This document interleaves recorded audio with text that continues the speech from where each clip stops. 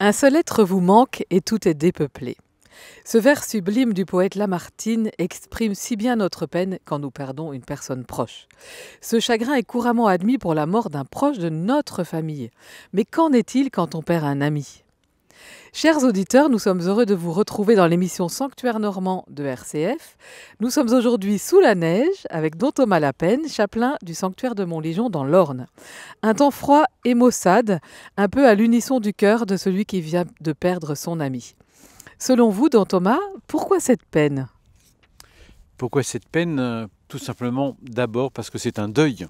Un deuil, quand une personne aimée, proche, nous quitte, il est normal de vivre ce temps de la séparation, qui est un temps dramatique, un temps de tristesse. Mais s'ajoute à cette peine d'un deuil, je dirais, ordinaire, eh bien que c'est une personne qui était encore plus proche de nous par l'amitié, qui habitait un peu notre cœur, notre vie, nos soucis, nos intérêts. Et c'est sûr qu'il y a un deuil accru, un deuil, je dirais, presque augmenté, quand on vit le départ d'un ami. Voilà. Je suis tombé en recherchant un petit peu pour réfléchir avec vous sur la perte d'un ami, sur des citations de grands personnages comme Saint Augustin. Saint Augustin qui était ami d'un homme qui est décédé avant lui et qui écrit dans ses confessions « La vie perdue de ceux qui meurent devient la mort de ceux qui vivent ». Voilà. C'est-à-dire que cette vie de celui qu'on a aimé et qui part, donc qu'il entre dans la mort, qui va traverser la mort, devient pour nous en fait une mort. Et je vis en moi la mort finalement, à travers cet ami. Non pas ma propre mort, mais la mort de l'être aimé. Celui-là seul ne perd aucun être cher, à qui tous sont chers, en celui que l'on ne perd pas. En celui qui est le Christ que l'on ne perd pas. Et en fait, on va pouvoir le retrouver, on le perd dans l'humanité, dans notre rapport humain, sensible, amical, mais on le retrouve, dit saint Augustin, parce qu'il ne reste pas sur une note négative, on le retrouve d'une certaine façon en celui qui nous fait vivre tous, qui fait vivre tous les amis, puisque c'est lui qui nous donne l'amitié, c'est lui qui nous offre les amis, eh bien il nous garde, nous conserve dans cette amitié. Alors justement, on va détailler tout ce processus qui va partir du choc de la mort de cet ami pour arriver à ces retrouvailles finalement grâce au Christ.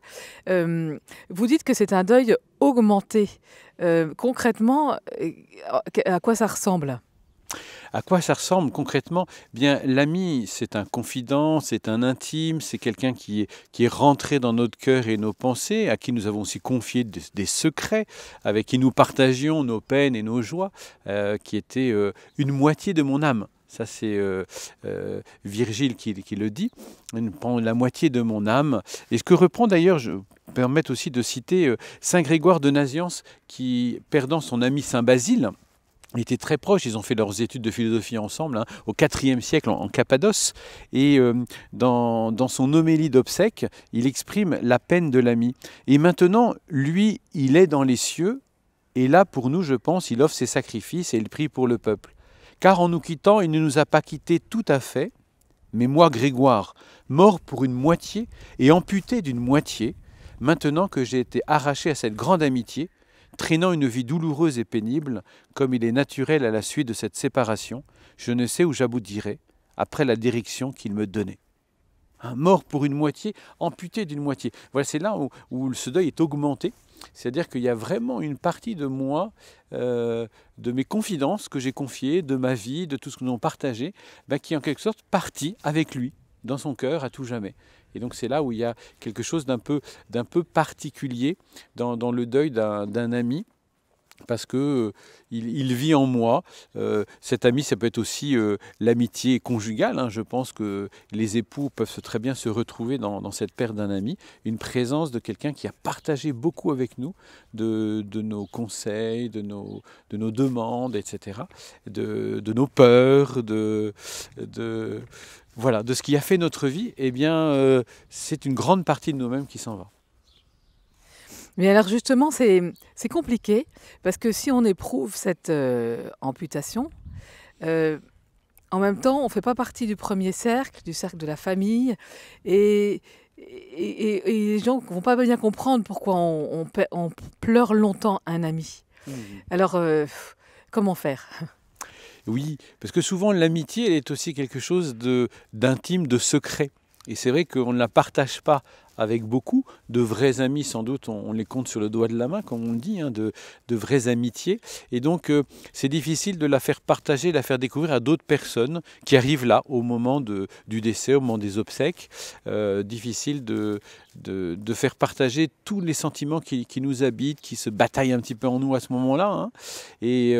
Mais on a le droit de citer, je voudrais dire, puisque il y a un lien grand qui a été construit. Hein. L'amitié est sans doute le plus grand des liens que l'on peut construire entre deux êtres humains. Et donc ce lien, eh bien, au nom de ce lien et de cette amitié, eh bien, je me rends présent aux obsèques, je vis un deuil, même si je suis moins accompagné que la famille directement, qui elle, qu'on regarde, qu'on écoute, vers qui on va, mais on le vit aussi intensément. Alors nous sommes aujourd'hui à Montléjon sous la neige. Il fait très beau avec vous, don Thomas Lapen, et nous parlons de ce vide abyssal que laisse en nous la mort d'un ami.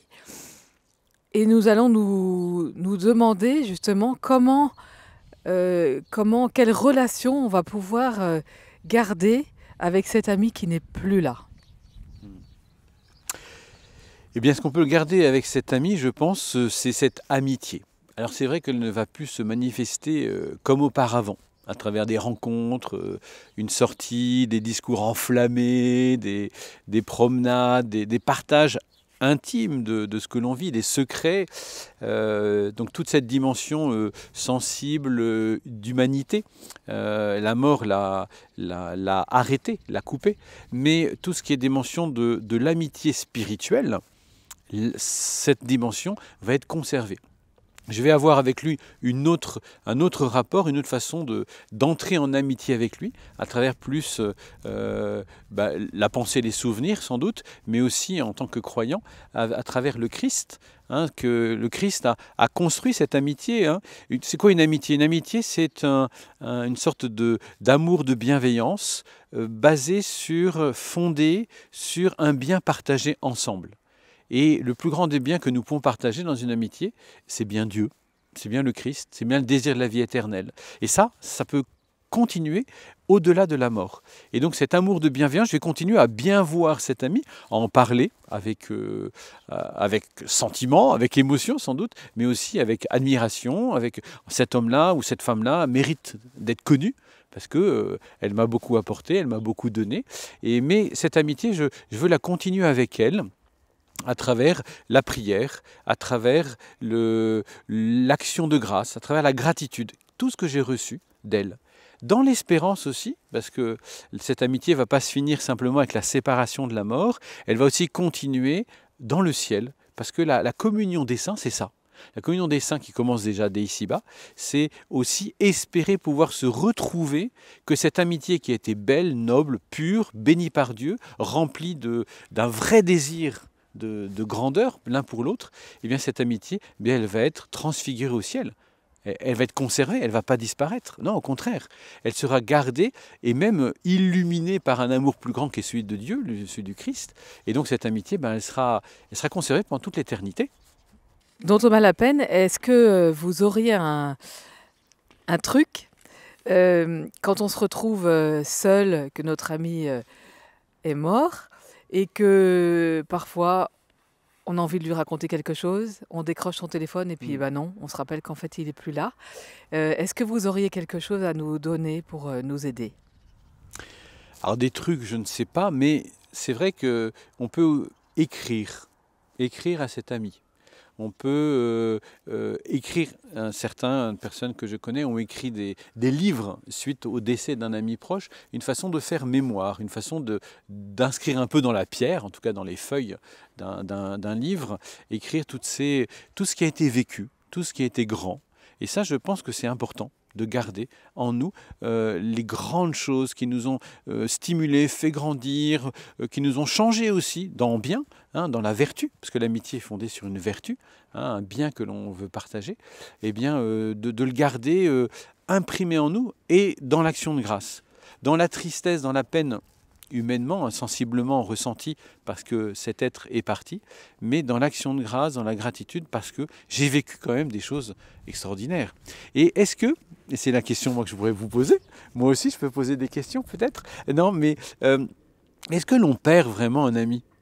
Et là, je voudrais me tourner vers Alec Guinness. Alec Guinness, vous connaissez sans doute un acteur anglais, un acteur de cinéma, qui s'est converti au catholicisme et qui, en écrivant ses mémoires, termine par ces mots. « Laisser des amis derrière soi doit être triste et amer, même si nous savons que beaucoup sont partis triomphalement devant nous. Même si, d'une manière mystérieuse, nous restons en contact avec eux. » Voilà, la dimension de la communion des saints, hein, de la prière. S'il y a une chose dont je peux me vanter dans cette vie, c'est bien celle-ci. Je ne pense pas avoir jamais perdu un ami. Donc même s'il est décédé, eh bien, Alec Guinness dit je ne l'ai pas perdu. En fait, je le garde dans l'amitié, je le retrouve d'une autre façon qu'une façon humaine, mais il est bien là, présent dans mon cœur, dans mes pensées, dans ma prière, dans cette communion de sainteté qu'il y a dans cet échange de biens, qui est d'échange de biens spirituels, de foi, de confiance, de charité, de désir du ciel, de désir de bonheur éternel. Eh bien ça, je le garde. Et donc cet ami est toujours là, présent.